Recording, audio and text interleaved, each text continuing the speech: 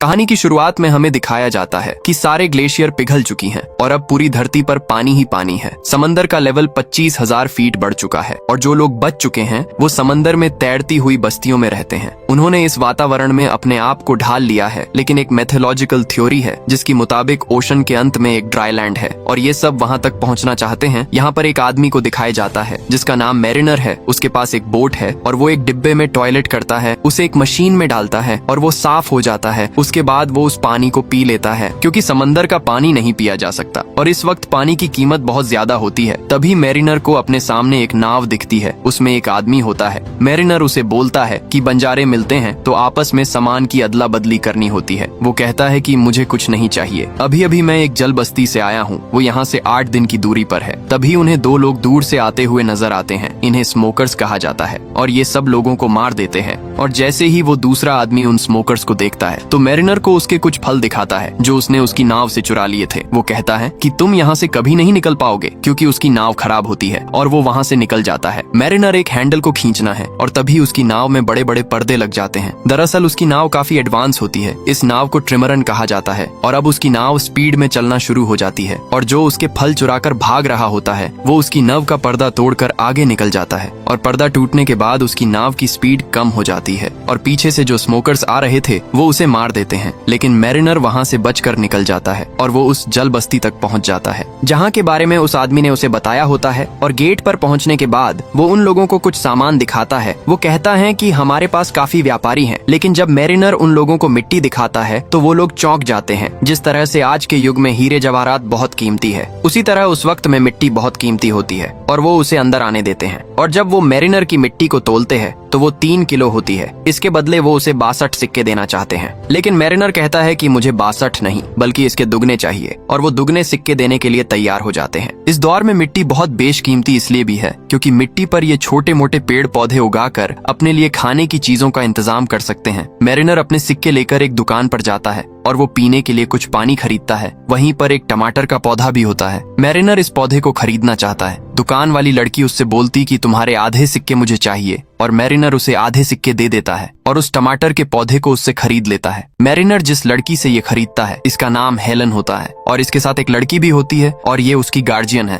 उस लड़की का नाम अनोला होता है। अब मैरिनर वहाँ से सामान खरीद कर जा रहा होता है, तभी उसी बस्ती के कुछ लोग उसके पास आते हैं और उनके साथ एक लड़की भी होती है और वो मैरिनर को कहते हैं कि तुम इसके साथ संबंध बनाओ और जब ये गर्भवती हो जाए तो तुम अपनी जरूरत का सामान लेकर यहाँ से जा सकते हो। और वो ऐसा इसलिए कहते हैं क्योंकि ये इस बस्ती का नहीं है और इनकी जो प्रजाति है, इनकी जो जीन्स है वो अब कमजोर हैं। लेकिन मैरिनर साफ साफ माना कर देता है। वो कहते हैं कि तुम्हारे पास कुछ भी नहीं है जो तुम मुझे दे सको, तुम लोग मर रहे हो। ये कहकर वो जाने लगता है। तभी उन लोगों को शक होता है कि ये स्मोकर है और वो उसे रोक लेते हैं और जब वो उसे रोकते हैं तो वो देखते हैं कि उसके कान के पीछे गिल्स हैं और गिल्स देखने के बाद आदमी चिल्लाता है कि ये म्यूटेंट है और वो उसे पकड़ लेते हैं और एक केज के अंदर बंद करके वहाँ पर मड़ होता है उसमें डुबाना शुरू करते हैं। दरअसल जो भी इंसान मर जाता है वो उसे यहाँ पर डुबाते हैं ताकि उससे खाद बन सके। लेकिन इससे पहले कि मैरिनर उसमें डूबा पाता, इनकी बस्ती पर स्मोकर्स हमला कर देते हैं। यहाँ पर एक आदमी होता है जिसका नाम ग्रीगोर होता है। ये एक इन्वेंटर है और इसके पास उड़ने वाला बलून होता है। हेलन और अनोला को भी वो अपने साथ ले जाना चाहता है, लेकिन इससे पहले कि हेलन और अनोला उस बलून तक पहुंचती, बलून उड़ जाता है। तभी वो नीचे देखती है कि मरीनेरे डूब रहा है, वो केज के अंदर बंद है। वो भागकर वहां पर जाती है और वो कहती है कि अगर मैं तुम्हें छुड़ाऊंगी तो तुम हमें अपने साथ लेकर जाओगे। वो कहता है कि हाँ। वो उसे छुड़ाती है और इसके बाद ये तीनों के तीनों यहाँ से निकल जाते हैं और स्मोकर्स इनकी बस्ती को तबाह करके उस पर कब्जा कर लेते हैं। इनका जो सरदार होता है जिसका नाम डिकन है, वो कहता है कि मुझे वो टैटू वाली लड़की चाहिए। दरअसल ये इनोला के बारे में बात कर रहे होते हैं। इनोला की बैक पर एक टैटू होता है और इनका मानना ये था कि वो ड्राईलैंड तक का नक्शा है, इसीलिए इन्होंने इस बस्ती पर हमला भी किया होता है। यहाँ पर 3 तरह के अलग अलग समूह हैं। एक स्मोकर्स जो लोगों को मारते हैं, उनकी बस्तियों पर हमला करते हैं। दूसरे हम इंसान जो समुद्री बस्ती में एक साथ रहते हैं, चीजों को खरीदते हैं और बेचते हैं। और तीसरे वो होते हैं जिन्हें म्यूटेंट कहा जाता है, जिनके कान के पीछे गिल्स होते हैं जैसे मछली के होते हैं, जिसकी वजह से ये पानी के अंदर भी सांस ले सकते हैं। और मैरिनर भी एक म्यूटेंट है। मैरिनर हेलन को बोलता है कि हमें इनोला को मारना होगा क्योंकि हमारे पास इतना पानी नहीं है कि जिस पर 3 लोग जिंदा रह सके। दरअसल यहाँ पर पानी की कीमत बहुत ज्यादा है क्योंकि समंदर का पानी ये पी नहीं सकते और पानी का कोई भी और स्रोत इनके पास नहीं होता। हेलन हेलन ने उसे मना कर दिया। वो कहती है कि ये सिर्फ एक बच्ची है। मैरिनर कहता है कि बिना पानी के तुम दोनों मर जाओगे, इससे बेहतर है कि एक पहले मर जाए। लेकिन बाद में हेलन उसे मना लेती है और मैरिनर उस बच्ची को नहीं मारता। वही दूसरी तरफ दिखाते हैं कि स्मोकर्स का जो लीडर है, जिसका नाम डिकन है, वो कहता है कि मुझे किसी भी कीमत पर वो टैटू वाली बच्ची चाहिए, क्योंकि ये ड्राई लैंड तक जाना चाहता है और इसीलिए वो अपने आदमियों को एक प्लेन पर मैरिनर के पीछे भेजता है और वो लोग उस तक पहुंच जाते हैं। वो उन पर हमला कर देते हैं। वो बोलते हैं कि बच्ची को मत मारना और वो लगातार इन पर गोलियां चलाते हैं। मैरिनर बेसमेंट में जाता है क्योंकि वो अपने हथियार लाना चाहता है। ऊपर हेलन को लगता है कि मैरिनर भाग गया और वहाँ पर एक गन होती है जिस पर रस्सी लगी होती है और वो उस गन से प्लेन पर हमला करती है और उसमें से एक तीर निकलता है जो प्लेन में फैंस जाता है और प्लेन ऑन बोर्ड के चारों तरफ घूमना शुरू कर देता है और उसके जो बड़े बड़े सेल्स होते हैं वो अब टूटना शुरू हो जाते हैं। मैरिनर भी ऊपर आ जाता है और वो देखता है कि उसकी बोट अब टूटने वाली है। वो जल्दी से ऊपर जाता है क्योंकि वो उस रस्सी को काटना चाहता है जिससे वो तीर जुड़ा हुआ है जो हवाई जहाज पे अटका हुआ है और मैरिनर बड़ी मुश्किल से उस रस्सी को काट देता है और वो पानी में गिर जाता है। हवाई जहाज वहाँ से चला जाता है, लेकिन मैरिनर की जो बोट है वो बहुत बुरी तरह से टूट चुकी है और गुस्से में आके वो हेलन के और इनोला के दोनों के बाल काट देता है और वो कहता है कि आज के बाद मेरी बोट पर किसी भी चीज को कभी मत छूना। इसके बाद ये आगे का सफर तय करते हैं और तभी इन्हें एक और नाव दिखती है। उसमें एक आदमी होता है और हेलन बोलती है कि हमें उससे बात करनी चाहिए, क्या पता उसके पास खाना हो। हालांकि मैरिनर ऐसा नहीं करना चाहता, लेकिन हेलन के कहने पर वो उससे बात करता है। उसके पास एक बेशकीमती चीज होती है, वो होता है कागज, क्योंकि पूरी दुनिया डूब चुकी है और कागज बनना लगभग नामुमकिन है। ये वो चीज होती है जिन्हें आज के जमाने में हम एंटीक कहते हैं। मैरिनर और हेलन ने इससे बात इसलिए की होती है क्योंकि ये इससे खाने की उम्मीद कर रहे होते हैं, लेकिन इसके पास खाना नहीं होता। वो आदमी बोलता है कि मैं तुम्हें कागज दूंगा, बदले में तुम्हें मुझे हेलन को सौंपना होगा। शुरू में मैरिनर मान जाता है। वो कहता है कि आधे घंटे के लिए तुम्हारी हुई और वो तहखाने में ले जाकर उसकी इज्जत लूटना चाहता है। लेकिन तभी मैरिनर नीचे आ जाता है और वो कहता है कि हमारा सौदा कैंसिल हुआ। वो उसका कागज उसे वापस कर देता है, लेकिन वो चाकू निकाल लेता है। वो उन्हें मारना चाहता है। मैरिनर हेलन को ऊपर भेज देता है और इसके बाद मैरिनर उस आदमी को मार देता है। मैरिनर जानते हैं कि ये दोनों भूखे हैं। दरअसल वो खुद भी भूखा था, इसीलिए वो समंदर के अंदर कूदकर एक बहुत बड़ी मछली को मारता है और अब इन सब के पास खाना होता है। ये भरपेट खाना खाते हैं। एनोला मैरिनर को बताती है कि मुझे तैरना नहीं आता। वो कहती है कि काश मेरे पैर भी तुम्हारी तरह होते। मैरिनर बोलता है कि मैंने पहली बार ऐसी लड़की देखी जिसे तैरना नहीं आता,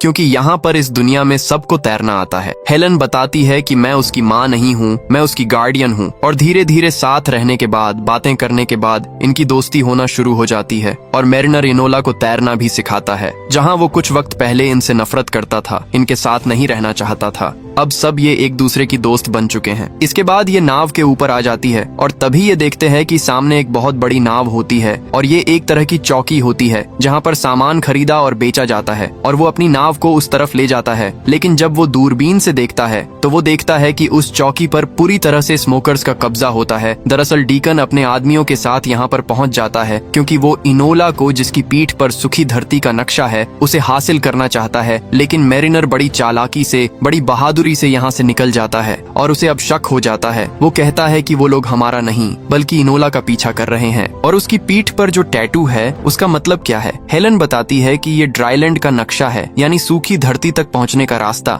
मैरिनर बोलता है कि बेवकूफी है, ऐसी कोई जगह नहीं है। हेलन बताती है कि जब हमें इनोला मिली थी तो उसकी टोकरी में सूखी मिट्टी थी और वो मिट्टी तुम्हारी मिट्टी से भी बहुत बेहतरीन थी। इसीलिए सभी लोगों का मानना है कि इनोला की पीठ में जो नक्शा है वो सूखी धरती का नक्शा है और अभी तक इन दोनों, यानी कि हेलन को और इनोला को ये लगता है कि मैरिनर उन्हें सूखी धरती पर ले जा रहा है। उसे सूखी धरती का रास्ता पता है क्योंकि उसकी नाव में बहुत सारी चीज ऐसी होती है जो सूखी धरती पर, यानी इंसानों द्वारा बनाई जा सकती है और उसके पास मिट्टी भी थी। लेकिन मैरिनर बोलता है कि ऐसी कोई जगह नहीं है, तुम बेवकूफ हो जो ऐसी चीज पर भरोसा कर रही हो जो तुमने कभी देखी नहीं है, उसका कोई अस्तित्व नहीं है। हेलन कहती है कि तुम्हारे पास शीशा है और वो गाना बजाने वाला बॉक्स, वो सब कहाँ से आया? वो सिर्फ सूखी धरती पर बनाए जा सकते हैं। मैरिनर बोलता है कि तुम सूखी धरती देखना चाहती हो तो पानी में आओ और वो उसे पानी में ले जाता है और एक बॉक्स के अंदर बंद कर देता है जिसके अंदर पानी नहीं जाता और वो उसे समंदर के तल पर ले जाता है जहाँ पर बहुत बड़ी बड़ी बिल्डिंग्स है जो पूरी तरह से वीरान हो चुकी है। किसी जमाने में यहाँ पर एक शहर हुआ करता था, लेकिन अब यहाँ पर कुछ भी नहीं है और वो हेलन को ये सब कुछ इसलिए दिखाता है ताकि उसके मन में जो एक झूठी उम्मीद है वो उम्मीद खत्म हो जाए।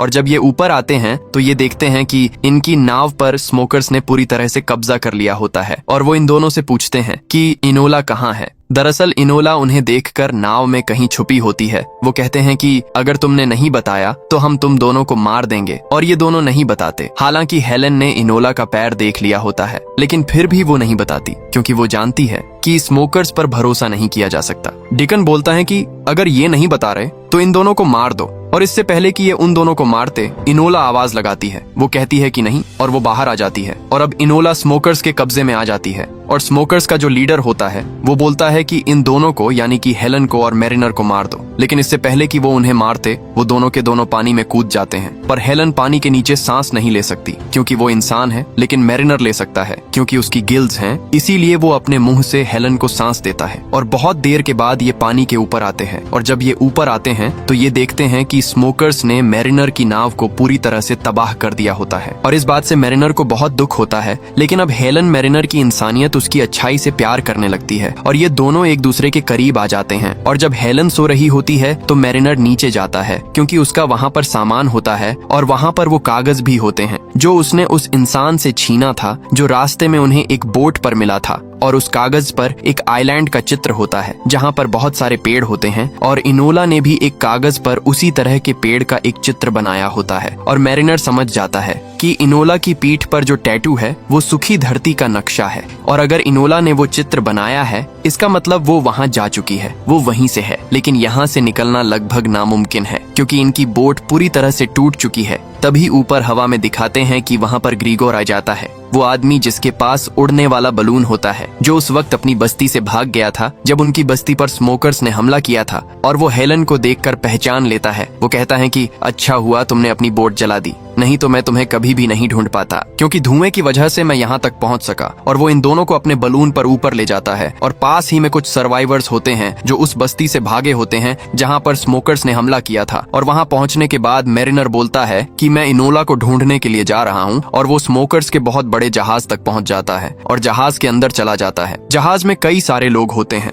और वो सब अपने सरदार डिकन से बोलते हैं कि हम कब सूखी धरती तक पहुंचेंगे। वो उन सब से झूठ बोलता है कि मेरे को नक्शे का पता चल चुका है और अब हमें यहाँ से निकलना है। हालांकि नक्शा इनके पास है, लेकिन डिकन या किसी और को ये नहीं पता कि इस नक्शे में रास्ता किस तरह से देखा जाए। लेकिन उसके झूठ से सब के सब नीचे बेसमेंट में चले जाते हैं और चप्पू चलाना शुरू करते हैं और उस विशाल जहाज को यहाँ से आगे ले जाते हैं। तभी ये दिखाते हैं कि डिकन के सामने मैरिनर आ जाता है और उसके पास गन होती है। वो बोलता है कि मुझे ये लड़की चाहिए। डेकन बोलता है कि अब तुम यहाँ से जिंदा वापस नहीं जा सकते। तभी मैरिनर अपने अंदर से एक जलती हुई मशाल निकालता है और उसके सामने तेल के कुएं का एक पाइप होता है और वो उसके अंदर डाल देता है और एक जोरदार ब्लास्ट होता है और उसके बहुत सारे लोग यानी कि बहुत सारे स्मोकर्स मारे जाते हैं। और मैरिनर उस जगह पर जाता है जहाँ पर इनोला है और जब वो ऊपर पहुँचता है तो वो देखता है कि डेकन उसे लेकर नीचे जा चुका होता है और अपने प्लेन पर उसे उड़ाकर ले जा रहा होता है। लेकिन वो उसके प्लेन पर रस्सी अटका के उसका प्लेन क्रैश कर देता है और उसका प्लेन वही शिप पर गिर जाता है। अब ये विशाल शिप डूब रहा है, लेकिन इससे पहले कि ये पूरा शिप पानी में समा जाता, वहाँ पर हेलन और ग्रीगोर उड़ने वाले गुब्बारे पर वहाँ तक पहुँच जाते हैं और वो नीचे रस्सी फेंकते हैं और उस रस्सी की मदद से मैरिनर और इनोला ऊपर उड़ने वाले गुब्बारे पर आ जाते हैं। और तभी नीचे जहाज पर एक बहुत बड़ा ब्लास्ट होता है और जितने भी स्मोकर्स होते हैं लगभग सभी मारे जाते हैं, लेकिन डिकन अभी भी बचा होता है और वो नीचे वाटर स्कूटर से ऊपर गोली चलाता है। ये गोली वो इनोला को मारना चाहता है, लेकिन इनोला को गोली नहीं लगती, उसकी साइड में लगती है और वो गुब्बारे से नीचे पानी में गिर जाती है।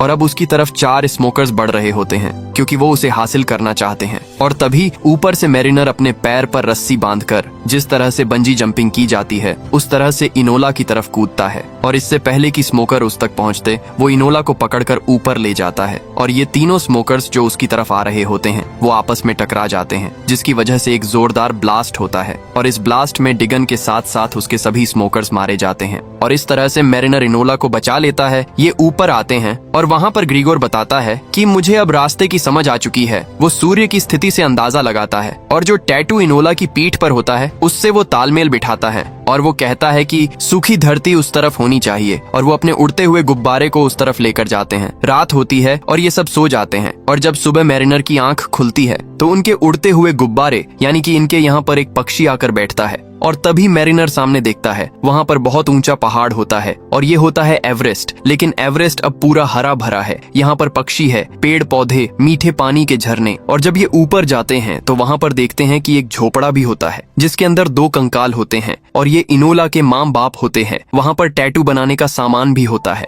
दरअसल उन्हें पता था कि वो मर रहे हैं, इसीलिए वो इनोला के पीठ पर टैटू बनाकर उसको एक टोकरी में डाल दिया था और उस टोकरी में यहाँ की सूखी मिट्टी भी डाल दी थी ताकि जब वो किसी को मिले तो उसे पता चल जाए कि कहीं पर ड्राई लैंड है और वो इनोला की पीठ पर जो नक्शा है उसके जरिए यहाँ तक पहुँच सके। क्योंकि इनोला इतनी छोटी थी कि अगर वो यहाँ पर अकेली भी रहती तो तब भी वो बच नहीं पाती। और इनोला के माँ बाप ने जैसा सोचा होता है ठीक वैसे ही होता है। इनोला आज अपने घर वापस आ चुकी है। वहीं दूसरी तरफ ये दिखाते हैं कि मैरिनर को यहाँ पर बिल्कुल भी अच्छा नहीं लग रहा होता क्योंकि वो इंसान नहीं है और इसीलिए वो वापस समंदर में जाना चाहता है। उसे लगता है कि समंदर उसे बुला रहा है। वो अपने लिए एक बार फिर से एक नाव बनाता है और वापस समंदर में जाने की तैयारी करता है। लेकिन इनोला और हेलन नहीं चाहते कि वो वापस जाए। हेलन उससे प्यार भी करती है लेकिन मैरिनर को जाना है और वो इन दोनों को अलविदा कहकर वापस उसी जगह चला जाता है जो उसकी असली जगह है, यानी समंदर में। और इसी के साथ ये कहानी यहाँ पर खत्म हो जाती है। दोस्तों, वीडियो अच्छी लगी हो तो लाइक और कमेंट करके जरूर बताएं। बाकी ऐसी ही शानदार कहानियों के लिए चैनल को सब्सक्राइब करें। मिलते हैं आपसे अगली वीडियो में।